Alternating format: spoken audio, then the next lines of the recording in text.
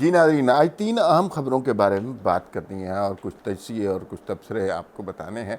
पहली बात तो ये है कि एक हुकूमत के वज़ीर हैं जिन्होंने राना सनाउल्लाह के ऊपर 20 किलो हेरोइन डाल दी थी, वो इत्तेफाक से अमेरिका चले गए और अमेरिका में जो कुछ उनके साथ हुआ और फिर किस तरह उनका सॉफ्टवेयर अपडेट हुआ, उसके बारे में बात करनी है। दूसरी बात ये करनी है कि समा टीवी जो कि अलीम खान साहब को मुबैना तौर पे फ़रोग़ किया जा रहा है, उसके बहुत सारे वाजिबात रहते हैं, लेकिन अगर आपके पास इस मुल्क में पैसा हो, दौलत हो, तो सारे कवानीन आपके सामने सिरनिगू हो जाते हैं। तीसरी बात आज ये करनी है कि गुज़िश्ता कुछ अरसे में 5 साल में नवाज़ शरीफ का PMLN का सबसे बड़ा कारनामा क्या है, वो कारनामा आपको बताना है। उसकी तरफ तजियाकारों की निगाह कम जाती है। आपसे दरख्वास्त है आप हमारे चैनल को ज़रूर सब्सक्राइब कीजिएगा और बेल आइकॉन को प्रेस कीजिएगा ताकि आप तक हमारे वीडियो के नोटिफिकेशन पहुँचते रहें।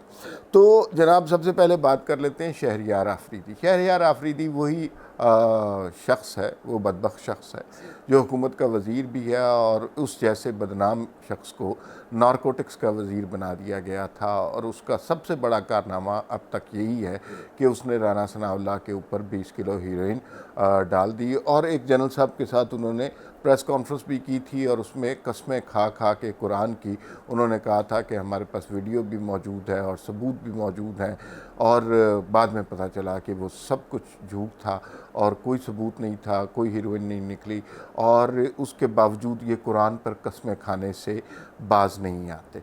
और फिर ये भी हुआ कि अदालत में असम्बली में ये साहब गए और उन्होंने कहा कि राना सनाउल्लाह के गाड़ी से 20 किलो हीरोइन निकली है और मैं कुरान पे हाथ रख के कसम उठाने को तैयार हूँ। तो अरकान असम्बली जो कि PTI से भी ताल्लुक़ रखते थे, उन सब ने इनकी मिन्नत की कि खुदा के लिए आप कुरान पे कसम ना उठाइएगा, क्योंकि सबको पता था ये ख़बर झूठी है और ये शख्स इस लेवल पर भी जा सकता है, ये कुरान पर झूठी कसम भी उठा सकता है।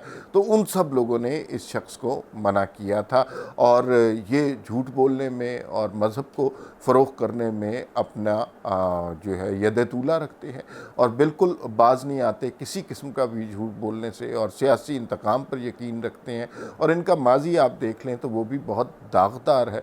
अलमिया ये है कि इस दौर में इन्हें नारकोटिक्स का वज़ीर बना दिया गया है, जो कि बहुत ही शर्मनाक बात है। लेकिन मकाफ़ात अमल इसे कहते हैं कि ये साहब उस कैंपेन का भी हिस्सा थे जब शाहिद खाकान अब्बासी एक दफ़ा मुल्क से बाहर गए थे और वहाँ उनकी जामा तलाशी हुई थी, तो उसके बारे में इन्होंने शाहिद खाकान अब्बासी के हवाले से जो रकीक हमले किए थे, जो मीडिया कैंपेन चली थी कि हमारे मुल्क का वज़ीर आज़म और उसको कपड़े उतार के तलाशी देनी पड़े, और कितनी शर्म की बात है और हम ऐसे गैरतमंद हैं, हम तो ये बर्दाश्त नहीं कर सकते। खैर वो कैंपेन चली। शाहिद खाकान अब्बासी साहब ने कई दफ़ा ये कहा कि मैं एक ज़ाती विज़िट पे अमेरिका गया था और जो अमेरिकी कवानीन है उसके तहत अगर मुझे तलाशी देनी पड़े तो मुझे इस पर कोई एतराज़ नहीं है। लेकिन यहाँ पर पाकिस्तान में आपको पता है कि PTI कोई सियासी जमात तो है नहीं, ये तो प्रोपेगेंडा गैंग है। इन्होंने इस ख़बर को इतना बड़ा कर दिया और उससे गैरत, हमीयत और बहादुरी पता नहीं क्या कुछ निकाल लिया। हालांकि अमेरिकी कवानीन है, कोई भी शख्स जाए उसको उसी तरह तलाशी देनी पड़ेगी। इत्तफाक की बात देखिए, शोमई किस्मत इसे कहते हैं कि शहरयार आफरीदी ने फ़ैसला किया कि वो अमेरिका जाएंगे। अब अमेरिका गए तो इनकी साबिका शोहरत को मद्देनज़र रखते हुए अमेरिकी हुक्काम ने ज़रा अच्छी तरह इनकी तलाशी ली, इन्हें एयरपोर्ट पे रोके भी रखा और इनको उसी सारे ट्रीटमेंट जो कि शाहिद खाकान अब्बासी के बारे में मशहूर था उससे दुगना हतक आमेज़ तरीका इख्तियार किया गया। इनकी तलाशी ली गई और हर तरह से जिस तरह मुमकिन हो सकता है तलाशी ली गई। लेकिन इस पे ज़ाहिर है ये गैरत प्रूफ और शर्म प्रूफ लोग हैं, इन्हें बिल्कुल शर्म नहीं आई और इन्होंने उसके ऊपर वो क़यामत बपा नहीं की कि हमारा एक वज़ीर था और इनकी गैरत नहीं जागी। लेकिन हुआ ये कि शहरयार आफरीदी अब अपनी खिफ़्फ़त मिटाने के लिए अमेरिका की सड़कों पे फिरने लग गए मैनहट्टन की। और वहाँ पर जैसे यहाँ पे ये प्रोपेगेंडा गैंग अचानक एक वीडियो बना लेता है, एक डॉक्टर आ रहा है अमेरिका से और उसने कहा कि पाकिस्तान में इमरान खान जैसा बंदा आ गया, मैं सब कुछ छोड़ के आ रहा हूँ। बाद में पता चलता है ना वो डॉक्टर आया और वो कोई फेक कैरेक्टर था। इसी तरह इन्होंने एक वीडियो बनाई सड़कों पे घूमते हुए और उन्होंने कहा कि मैं सड़कों पे, ये देखिए एक औरत है, इसने पूरे कपड़े नहीं पहने हुए, ये एक गरीब आदमी है, सड़क पे सो रहा है। इसी वजह से मैं इमरान खान का इतना कायल हूँ कि वो जो है उन्हें अंदाज़ा है कि गरीबों का किस तरह ख्याल रखना है, इसीलिए पनाह गाह प्रोजेक्ट शुरू किया गया, इसीलिए उन्होंने वो शुरू किया जो लंगर खाने, क्योंकि वो गरीबों का ख्याल रखता है। अच्छा, इन्हें बदबख्तों को इतना एहसास नहीं कि ये वज़ीर है और वज़ीरों की मूवमेंट वगैरह और उनके कहे हुए लफ्ज़ इम्पॉर्टेंट होते हैं। अच्छा, अमेरिका में बैठ के अमेरिका के हवाले से इस तरह की बात कर रहे हैं और आप वज़ीर हैं और सड़कों पे घूमते हुए, तो फिर जाहिर है इसका नोटिस लिया गया। कुछ डिप्लोमेट्स ने भी इसका नोटिस लिया, कुछ ट्वीट्स भी हुए, तो आज उनका सॉफ्टवेयर अपडेट हो गया। और जो अल्फाज इन्होंने इस्तेमाल किए हैं, वो जो गैरत के अलंबरदार थे, वो जो बड़े मुल्क की हमीयत की बात करते थे, उन्होंने कहा खुदा न खास्ता मैं अमेरिका के ख़िलाफ़ या उसकी शख्सी आज़ादी के ख़िलाफ़ कोई बात नहीं कर रहा था। डर गए ना, अब 2-3 ट्वीट आए, तो फिर उसके बाद इन्होंने कहा नहीं, मैं तो असल में अपने कप्तान की तारीफ़ कर रहा था। लेकिन ये वो लोग हैं जो पाकिस्तान के लिए शर्मिंदगी का बाइस बनते हैं, और ये कोई वाक़या पहली दफ़ा नहीं है, ये हज़ार दफ़ा मज़ीद होगा अगर पीटीआई की हुकूमत कायम रही, इसलिए कि ये जाहिल लोग हैं। ये मिनिस्टर बनने के तो काबिल थे ही नहीं, ये काउंसलर नहीं बन सकते थे, ये मोहल्लों के गुंडे शुंडे पकड़ के उन्होंने इस तरह के वज़ीर बना दिए हैं। और ये बेसिकली पीटीआई को सबसे ज़्यादा नुकसान पहुंचाने वाले लोग हैं। लेकिन ये नाम लेते हैं मज़हब का, कस्में उठाते हैं कुरान की, और उसके बाद लोगों को बेवकूफ़ बनाते हैं। तो अब उनका सॉफ्टवेयर काफ़ी ज़्यादा अपडेट हो चुका है, लेकिन इसके हवाले से गैरत और शर्म की कोई बात आपको सामने नज़र नहीं आएगी, ना ही मीडिया इसका तस्करा करेगा। दूसरी बात, खबर जिस पे हमने बात करनी थी, लोग ये कहते हैं कि पीएमएलएन का इस वक्त सबसे बड़ा कारनामा क्या है। तो इसमें कई चीज़ें कहते हैं। नवाज़ शरीफ ने जो जीटी रोड से सफ़र किया लाहौर तक का, उसने लोगों को बहुत मोटिवेट किया, और मुझे क्यों निकाला, वोट को इज़्ज़त दो का नारा बुलंद किया, उसके हवाले से लोग कहते हैं ये सबसे बड़ा कारनामा है।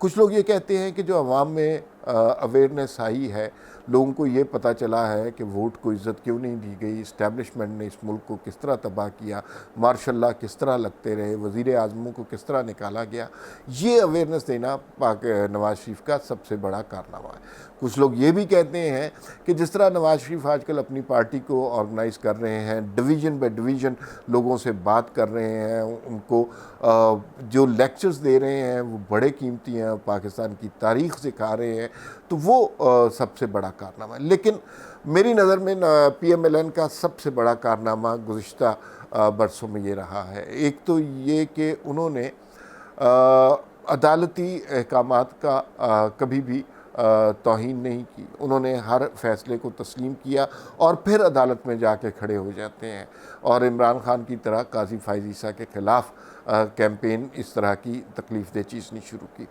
दूसरी सबसे बड़ी बात जो उन्होंने की, कि ये मैं ज़ाती तौर पे भी जानता हूँ और बहुत सारे और लोगों को पता होगा कि इस्टेब्लिशमेंट का प्लान ये था कि एक हाइब्रिड सी हुकूमत, जो कि जाली हुकूमत होगी, उसको इलेक्शन जितवा दिया जाएगा। उसके बाद 2-2.5 साल के बाद उस फेस को चेंज करके, अंदरूनी साजिशें करके, और पीएमएलएन के किसी एक फैक्शन को हुकूमत दे दी जाएगी। 2-2.5 साल के बाद उन्हें हटा दिया जाएगा, और ये वो 88 से 97 तक का दौर शुरू हो जाएगा, जहाँ सियासी पार्टियों की बारी लगी होगी और वो बारी बारी हुकूमत करेंगी, एक दूसरे पे कीचड़ उछालेंगी, करप्शन की फ़ाइलें खोलेंगी, मुकदमा दर्ज करेंगे, और इसमें इस्टेब्लिशमेंट बिल्कुल पाक पवित्र होकर निकल जाएगी। लेकिन जो सबसे बड़ा कारनामा पीएमएलएन का है वो ये है कि डिस्पाइट ऑफ मैनी ऑफर्स, कई दफ़ा ऐसे मौक़े बने कि इमरान खान को हटा दिया जाता है और उसकी जगह आपको अनाने हुकूमत दिया जाता है। अगर आप चाहते हैं पंजाब में हुकूमत कर लें, अगर आप चाहते हैं तो फेडरल में किसी पार्टी की जहांगीर तरीन फैक्शन के साथ मिलती, उस सब के बावजूद उन्होंने इस जाली सेटअप का पार्ट बनने से इनकार किया। ये बहुत ही मुश्किल बात होती है जब आप पे जुल्म और जबर और इस कदर इस्तबदाद की क़ुव्वतें हमला आवर हों, उसके बावजूद आपको हुकूमत मिले और आप उससे इनकार करें। और इनकार किस वजह से किया कि पाकिस्तान की तारीख़ दुरुस्त करना और लोगों को दुरुस्त सिमत पे रखना सबसे बड़ा कारनामा है इस वक्त पे। हकूमत के मज़ालिम बर्दाश्त करने के बावजूद हुकूमत में आने का हर मौका ठुकरा देना मुस्लिम लीग नून का सबसे बड़ा कारनामा है और इसका बहुत ज़्यादा फ़ायदा होगा मुस्लिम लीग नून को। वो अगर बीच में कहीं हुकूमत ले लेते तो वो भी 2-2.5 साल की होती। अब ये है कि इमरान खान को जितना बर्स उन्होंने हुकूमत करनी है वो करें, ताकि तब्दीली का जो कीड़ा है वो लोगों के अंदर से पूरा ख़त्म हो, लोगों के ऊपर एक्सपोज हो जाएं ये लोग कि जो तरक्की का नारा लगा के आए थे, जो गैरत का नारा लगा के आए थे। अब वो होना शुरू हो गया। हर जगह आप देख रहे हैं कि बात खुल के सामने आ रही है। मईशत हो, खारजा पॉलिसी हो, दाखिला पॉलिसी हो, हाइब्रिड निज़ाम हो, कोई भी चीज़ हो, वो सारी की सारी चीज़ें खुलकर सामने आ रही हैं। और जैसे जैसे हर दिन गुज़रता जा रहा है वो इमरान खान की शिकस्त वाज़े होती जा रही है और PMLN की हिकमत अमली कामयाब होती नज़र आ रही है। तो सबसे बड़ा कारनामा उनका ये हुआ कि उन्होंने बावजूद तमाम ऑड्स के इन हालात में हुकूमत को कबूल नहीं किया और अगले इलेक्शन का तसल्ली से तमाम जुल्म बर्दाश्त करते हुए इंतज़ार कर रहे हैं। और मेरे ख़्याल में ये जो उन्होंने किया है इससे इस्टेब्लिशमेंट का सारा प्लान चेंज हो गया हुआ है। इसलिए कि वो तो सोच ही नहीं सकते थे कि सियासतदानों को हम हुकूमत की ऑफ़र करें और वो लपकते हुए उसकी तरफ ना बढ़ें, लेकिन ऐसा नहीं हुआ। सियासतदान इस वक्त बड़ी कैंपेन कर रहे हैं और इस मुल्क की तारीख़ दुरुस्त करने की कोशिश कर रहे हैं।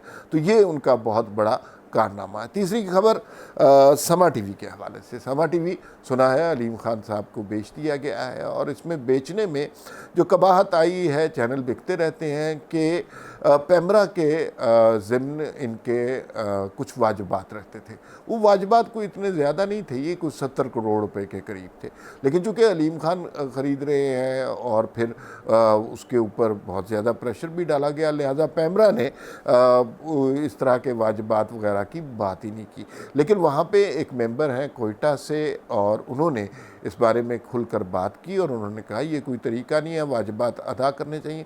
लेकिन सुना है कि कुछ वफाकी वज़रा का दबाव भी इसके ऊपर है, जिसकी वजह से ये हालात इस तरह के कर दिए गए हैं और इस जो ट्रांजैक्शन को सहल किया जा रहा है। इसमें फवाद चौधरी साहब का भी नाम आता है क्योंकि वो वज़ीर इत्तलात हैं, पैमरा पे अपना असर व रसूख दिखा सकते हैं। फवाद चौधरी साहब से जब बात की गई तो उन्होंने ज़ाहिर इनकार किया। उन्होंने कहा मेरा इस मामले से कोई लेना देना नहीं है और पैमरा के ज़िम्मे अगर कोई वाजिबात हैं तो वो उनको लेना चाहिए। लेकिन आप देख लीजिएगा कि वो वाजिबात नहीं लिए जाएंगे और ये चैनल बग़ैर किसी अदायगी के और वो जो 70 करोड़ की पेमेंट है मुख्तलिफ़ मदों में, उसके बग़ैर ही अलीम खान को ट्रांसफ़र कर दिया जाएगा। इससे ये पता चला कि ये जो नए कवानीन आ रहे हैं जिसमें सहाफ़ियों की तनख्वाहें ना देना और ये सब कुछ, ये गरीब आदमी के लिए कवानीन है। यहाँ इंसाफ गरीब आदमियों के लिए है, अमीर आदमी के लिए ना कोई कानून है ना कोई ज़ाब्ता है। गरीब आदमी साइकिल चोरी करे